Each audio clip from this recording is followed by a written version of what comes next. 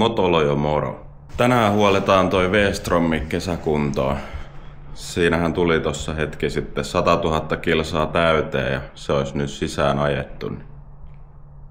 Lähdetään tonne hallille, missä mulla on kaikki työkalut ja tarvikkeet, niin mennään tekemään huolto siihen ja käydään sitten vähän koeajolla vielä sen jälkeen.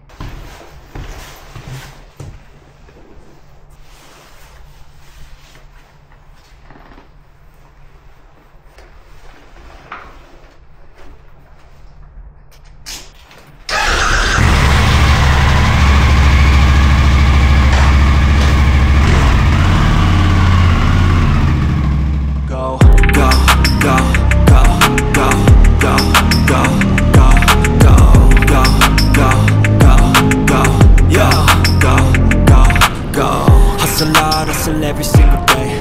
I'll be making moves till I'm buried in my grave. To the system, I don't wanna be a slave. I've been doing shit my way. No niin, hallille selvitty. Lähdetään kattelee. Tulpat, iridium-tulpat pitäisi vaihtaa sinne. Öljynsuodatin. Ja sitten olisi ilmansuodatin. Siitä sitten vaan purkaa. Tankki pitäisi ottaa pois, että pääsee käsiksi sinne tulppiin ja ilmansuodattimeen. Nämä katteet tästä tankin ympäriltä pitää ottaa ensin irti.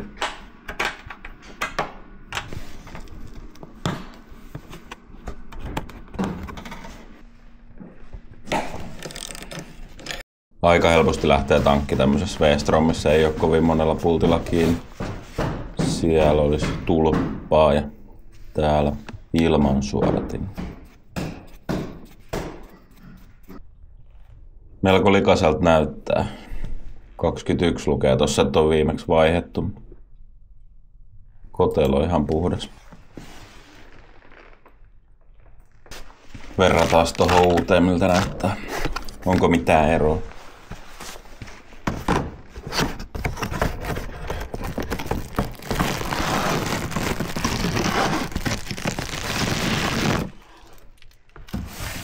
Kyllä siinä jotain eroa huomaa.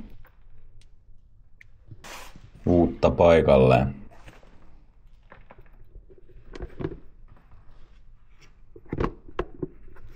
Nätti.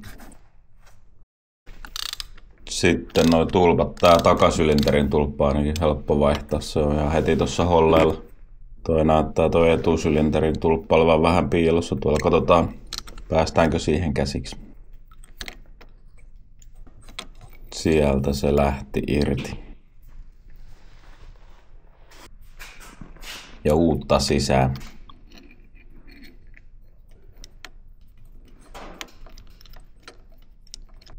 Ja näähän kiristetään käsin ihan täysin, eiks niin? Ai ei.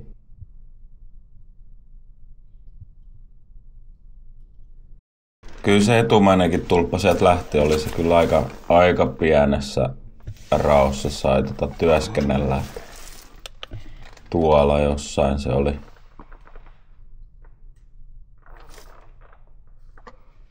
Syyläri kun vähän raotti, niin kyllä sinne sitten mahtui kädellä.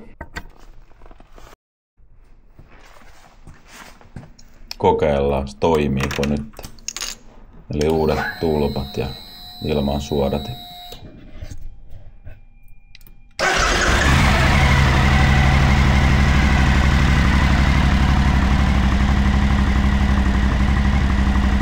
Hyvin pörisee. Ana.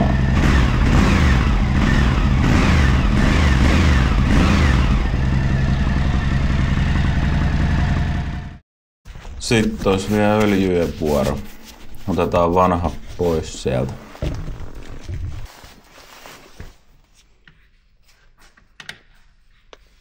Melko löysällä oli toi pultti tuolla. Öljyproppu.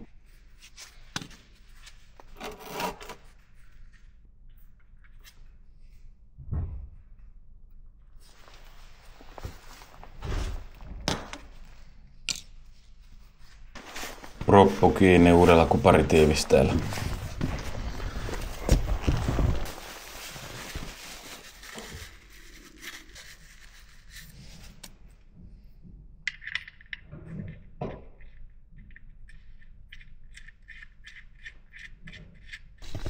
Kerrankin sai suodattimen irti käsiin, ei tarvinnut mitään työkaluja siihen. Ei ollut palannut kiinni tiivisteistä.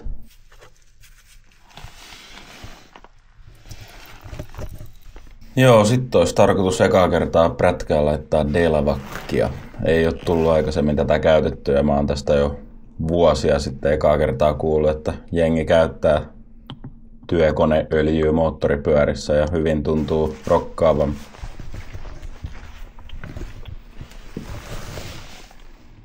Pitäisi olla ilmeisesti ihan ok tämmöisille vanhemmille pyörille varsinkin. Kytkin pitäisi toimia ihan hyvin, kun näissä ei mitään lisäaineita ole. Tämähän on pelkkää öljyä vaan. Laita kommentti alas, ootko itse käyttänyt Delvackia moottoripyörässä, mitä kokemuksia löytyy tästä. Onko tässä mitään järkeä? Säästömielellähän tässä periaatteessa ollaan, että toi on niin halpaa. Onko oikea paikka säästää? Siellä olisi nyt 3 litraa uutta Delvackia. Katsotaan, lähteekö käyntiin ja miltä kuulostaa.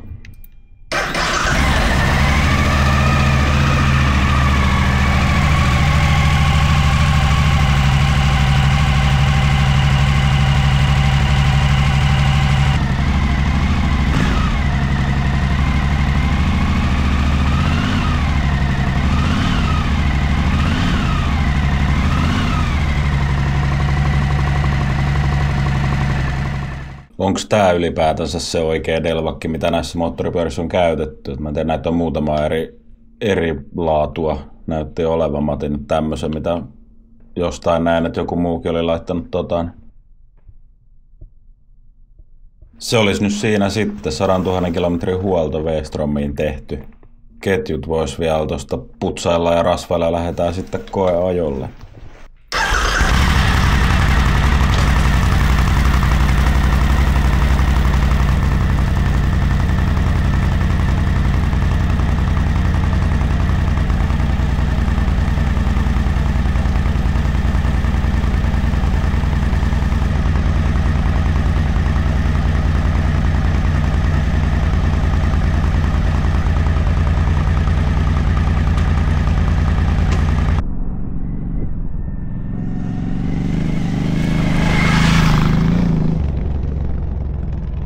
No niin, nyt oli sekatajot Delvackeilla vedetty ja hyvinhän se toimii. Mä päivittelen vähän tossa pidemmän ajon jälkeen sitten, että miltä se Delvacki tuntuu tuolla koneessa.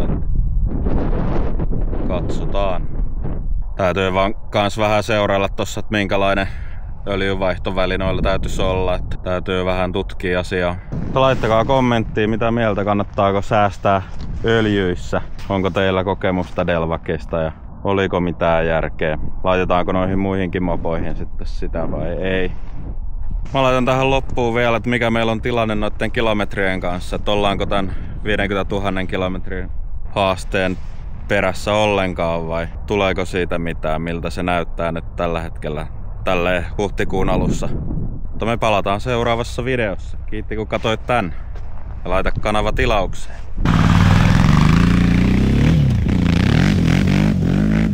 Go, go, go, go, go, go, go, go, go, go, go, go, go, yo, go, go, go. Hustle hard, hustle every single day. I'll be making moves till I'm buried in my grave. To the system, I don't wanna be a slave. I've been doing shit my way, or the highway. And in the driveway is a nice range. Cause I grind through the climb, I invite pain. You never hear me, bitch, nah, I don't complain. Just gotta flip the switch and you can go and obtain anything you want, anything you need. Your mind's got the key ingredient, it's belief. They'll deceive with the negativity, but I just slide right by that energy. Even when you feel low, you can still go. Even when you feel slow, you can still go. Even when there's no hope, you can still go. I never answer to no, man, I still go.